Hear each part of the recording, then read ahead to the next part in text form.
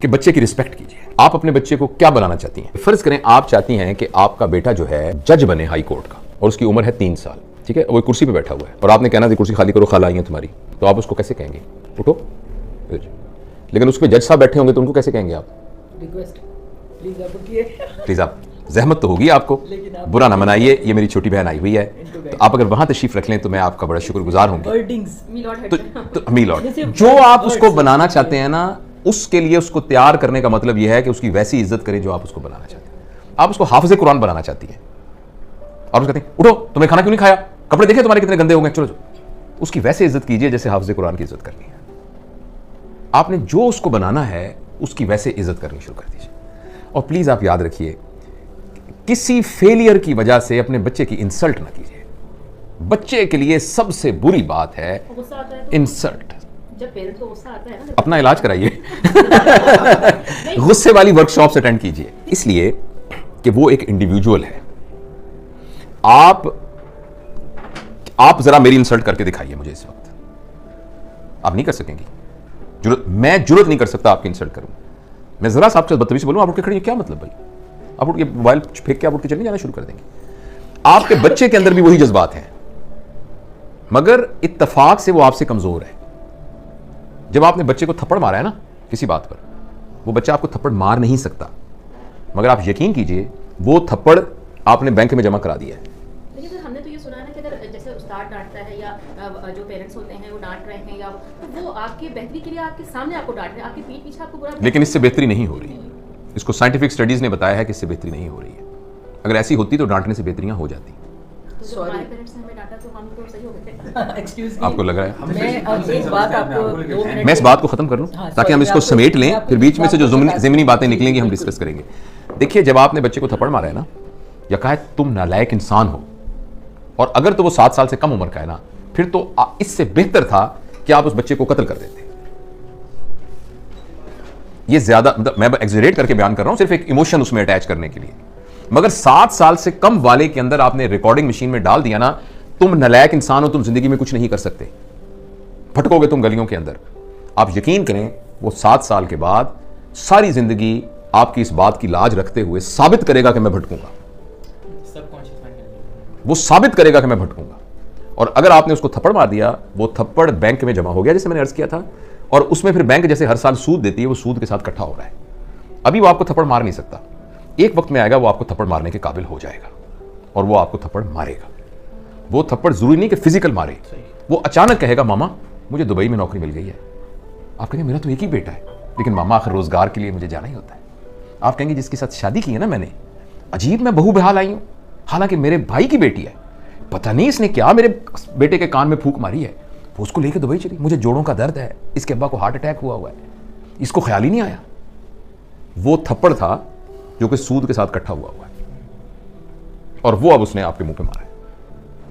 इसलिए बच्चा अगर आपके यहां पैदा हो गया है तो वो आपका मेज या आपकी कुर्सी नहीं है, वो आपकी प्रॉपर्टी नहीं है। और कोई भी आदमी, चाहे आपका बेटा है चाहे कुछ भी है, वो इंसल्ट बर्दाश्त नहीं कर सकता।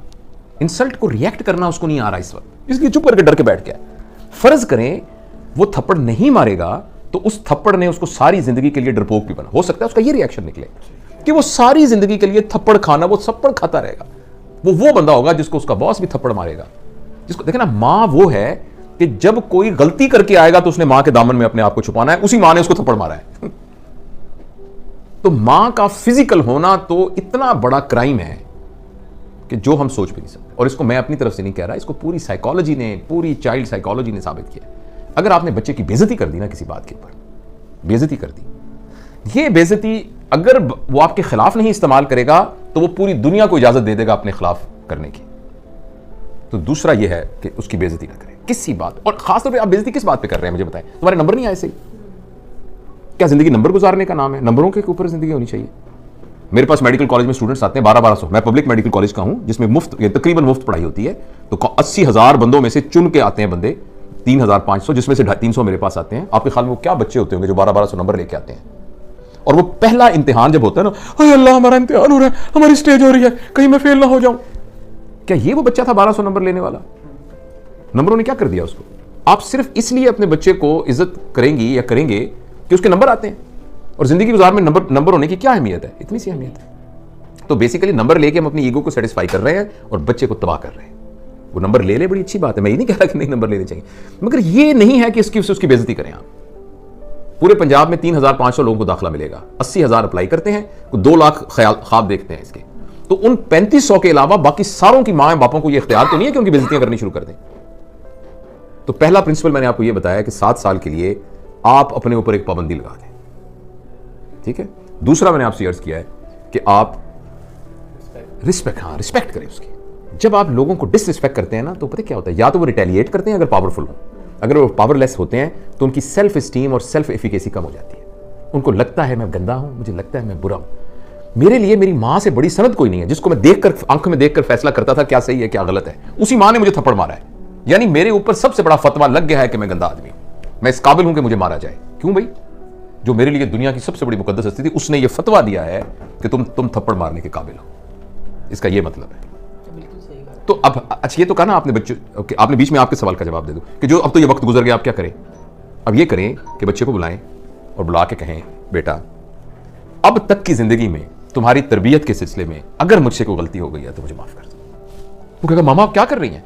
क्योंकि वो सब कुछ उसके सबकॉन्शियस में। उसका नहीं बेटा, मेरा ये फर्ज है कि मैं तुमसे कहूं, मैंने कोशिश नहीं की, मैंने जान के कुछ नहीं किया, मैं तुमसे बहुत प्यार करती हूं, तुम मेरे दिल के टुकड़े हो, लेकिन फिर भी मैं समझती हूं कि तुम्हारे कॉन्शियस में, सब कॉन्शियस में किसी जगह पर तुम्हें ख्याल हो कि मां ने मुझे, मैं बेटा माफी मांगती हूं, प्लीज मुझे माफ कर दो, और मैं तुम पर इतबार करती हूं, मैं तुमसे बहुत मोहब्बत करती हूं, और आइंदा तुम्हें मैं बिल्कुल नहीं कहूंगी, लेकिन तुम सिर्फ एक वादा करो, जो तुम्हारे दिल में हो मुझे बता दिया करो, लेकिन मैं तुमसे वादा करता या करती हूं कि मैं तुम्हारे आइंदा इंसल्ट नहीं करूंगा। हाँ, मुझे कुछ अच्छा ना लगा, मैं तुम्हारे साथ शेयर करूंगी, मैं तुम्हारे साथ आर्गू करूंगी, मैं तुम्हें समझाने, लेकिन मैं तुम्हारी बेइज्जती नहीं करूंगी आइंदा, प्लीज।